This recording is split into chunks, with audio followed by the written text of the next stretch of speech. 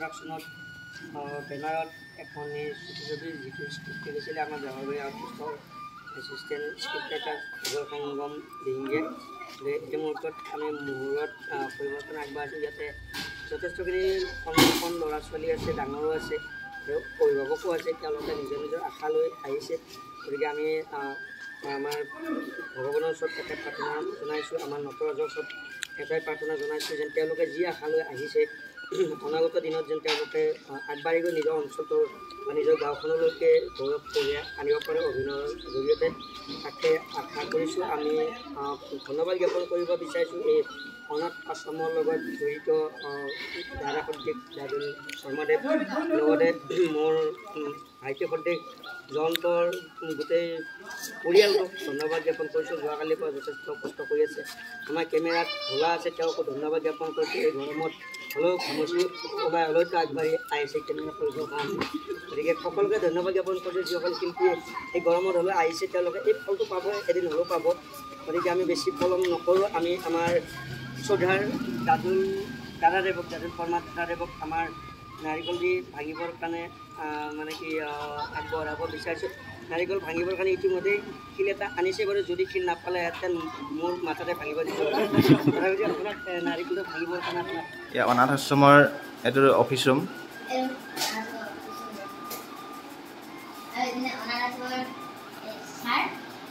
নমস্কাৰ। এজন sir sir আপোনালোকেনো শিশুসকলক কিদৰে আশ্ৰয় দিয়ে বা শিশুসকলে কি কাম কৰিব লাগে আপোনালোকে লেখামান কৰি দিয়ে? বৰ ধুনীয়া প্ৰশ্ন এটা সুধিলা তুমি। শুনা, মই তোমাক এতিয়া কৈছোঁ তেতিয়াহ'লে যে এই আশ্ৰমখন আমাৰ 1975 চনতে প্ৰতিষ্ঠিত এটা অনুষ্ঠান। এই অনুষ্ঠানত আমাৰ মাক দেউতাক নথকা মাক দেউতাক নথকা ল'ৰা ছোৱালীখিনি কি বুলি কয়? অনাথ। সেই অনাথ শিশুসকলক আমি ইয়াতে পঢ়ুৱাই শুনাই ডাঙৰ দীঘল কৰি ল'ৰাজনক এটা বয়সলৈকে আমি তেওঁলোকক জীৱন নিৰ্বাহ কৰিবৰ কাৰণে আমি কিছুমান কথা তেওঁলোকক আমি শিকাই দিওঁ। শিকাই দি তেওঁলোক যেতিয়া ডাঙৰ হয় নিজৰ নিজৰ এটা সংস্থাপন লৈ এই অনুষ্ঠানটোৰ পৰাই তেওঁলোক গুচি যায়। গুচি গৈ তেওঁলোকে জীৱনটো এনেকুৱা ধৰণেই মানে কটায় যে আমাৰ কিছুমান সৰ্বসাধাৰণ ল'ৰা ছোৱালীটো তেওঁলোকে জীৱনত বহুতো ঘাট প্ৰতিঘাতৰ মাজে মাজে ডাঙৰ দীঘল হয়তো হৈ যোৱাৰ লগে লগে তেওঁলোকে ভৱিষ্যতৰ কথাখিনি চিন্তা কৰি তেওঁলোক ইমান এটা সুন্দৰ পৰিৱেশত ডাঙৰ দীঘল হৈ তেওঁলোকে জীৱন নিৰ্বাহ কৰিবলৈ নিজৰ এটা উপাৰ্জনৰ বাট বাছি লয়। বুজিলা?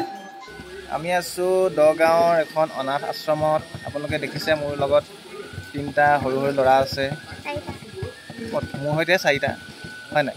এতিয়া 3টাইতো আছে, হয় নাই? তোমালোকৰ ঘৰ ক'ত? প্ৰথমতে তোমাক সুধি তোমাৰ ঘৰ ক'ত কৈ দিয়াচোন? কাৰেং চাপৰি।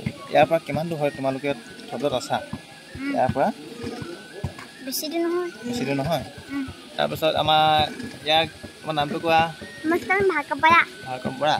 তোমাৰ ঘৰ থকা আশ্ৰমখনৰ পৰা কিমান দূৰ হয়? তোমাৰ নামটো কোৱা? অভিজ্ঞান দাস। তোমালোকৰ তুমি থকাৰ পৰা তোমালোকৰ ঘৰটো কিমান জানানে? বেছি দূৰ নহয়। এখন জোকাই থাকিবচোন ৰ'বা। আমি এতিয়া এই জোলনা এখনত বহি আছোঁ। ইয়াত বৰ্তমান মুকু দাদাৰ এখন ছবি শ্বুটিং হৈ আছে। সেই ছবিখন আমি শ্বুটিঙৰ কাৰণে আহিছিলোঁ। অৱশ্যে মই শ্বুটিং অহা নাই, মই লগত আহিছোঁ।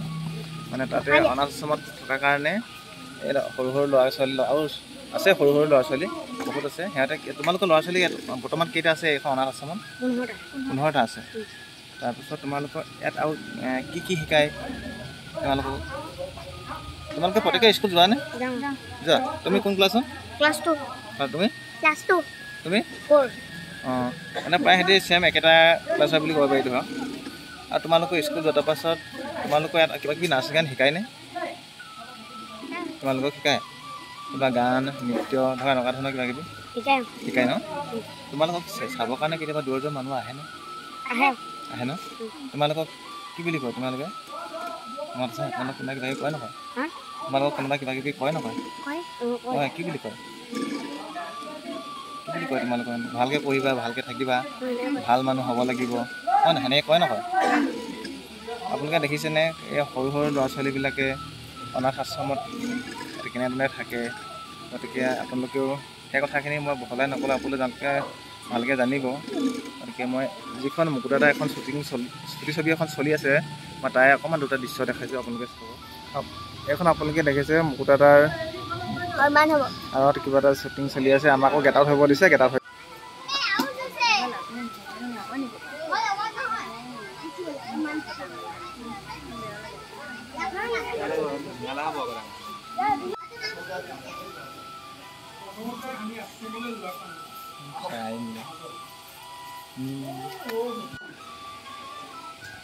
আমাকে কেঁচুৱাটোকে দিওঁ, আমি ইয়াক ডাঙৰ কৰিম, মাক দেউতাকক মৰম দিম, হিয়াও যাই মৰম কৰিম তাক। আমি আপোনালোকক কথা দিছোঁ, প্ৰথমতে ল'ৰাটো আশ্ৰমলৈ আজি ব'লক আমি সকলো পালোঁ।